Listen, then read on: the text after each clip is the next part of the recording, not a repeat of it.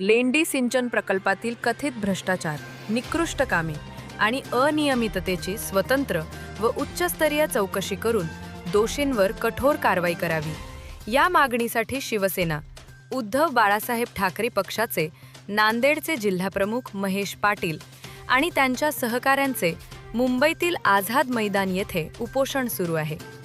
संबंधित अधिकाऱ्यांवर आणि कंत्राटदारांवर निष्पक्ष चौकशी करण्याची मागणी महेश पाटील यांनी केली आहे. मी महेश पाटील, शिवसेना नांदेड उपजिल्हाप्रमुख, उद्धव बाळासाहेब ठाकरे पक्ष.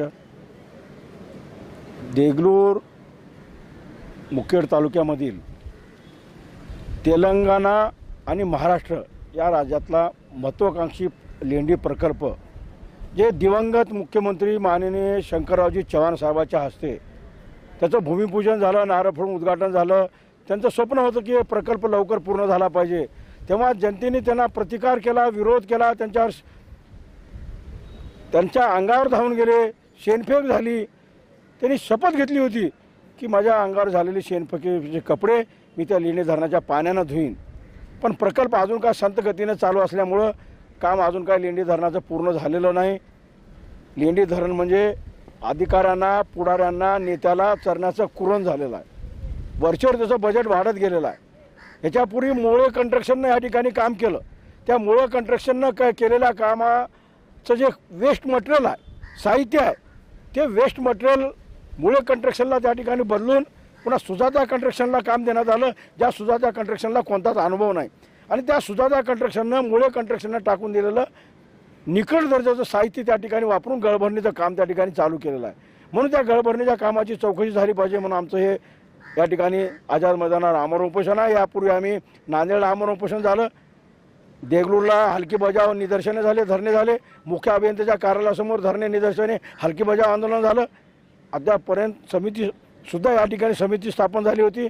समितीचा चौकशी अहवाल आला, पण अद्यापर्यंत अधिकाऱ्यावर कारवाई झाली नाही.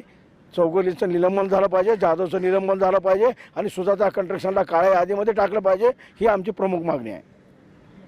फोटो आहेत, सगळं पुरावे आहेत. आमची सर्व टीम, आमचे शिवसैनिक, आमचे सर्व पदाधिकारी जो काम चालत होतं त्या ठिकाणी आम्ही सर्व वेळोवेळी त्या ठिकाणी गेलोत. त्या ठिकाणी निदर्शनासुद्धा आणून दिलो शासनाला. आणि आमचं हे गेल्या 2 महिन्यापासून आम्ही शासनाला जाब विचारत आहोत. निवेदनाच्या माध्यमातून आम्ही खालच्या स्तरापासून वरच्या स्तरापर्यंत आम्ही गेलेलो आहोत. पहिल्यांदा आम्ही उपविभागीय लेंडी प्रकल्पाचे कार्यालय आहे देगलूर येथे, त्या ठिकाणी आम्ही आंदोलन केलं, ढोल बजाव आंदोलन केलं, शासनाला जागा करण्याचं काम केलं. आणि त्यानंतर आमचे नांदेड जिल्हा येथे जलसंधारणचं उपविभागीय कार्यालय संभाजीनगर हे यांचं कार्यालय नांदेड येथे आहे. त्या ठिकाणी सुद्धा आम्ही शासनाला जागा करण्यासाठी ढोल बजाव आंदोलन आमच्या नेत्यांच्या माध्यमातून, कार्यकर्त्यांच्या माध्यमातून आम्ही त्या ठिकाणी केलं आहे. आणि त्यानंतर आम्ही सर्व या ठिकाणी निवेदन देऊन सर्व डिपार्टमेंटला हे स्वागत करून आम्ही या ठिकाणी आलोत. आणि या डिपार्टमेंटच्या अधिकाऱ्यांना जागा करण्यासाठी आम्ही आझाद मैदानामध्ये या ठिकाणी पोहोचलेले आहोत. आंदोलन केलं त्याचा काय फरक पडला? आमच्या आंदोलनाची दखल घेऊन आम्हाला मंत्रालयामध्ये वेळ दिलेली आहे आणि शासकीय स्तरावरती हालचाली सुरू झालेल्या आहेत.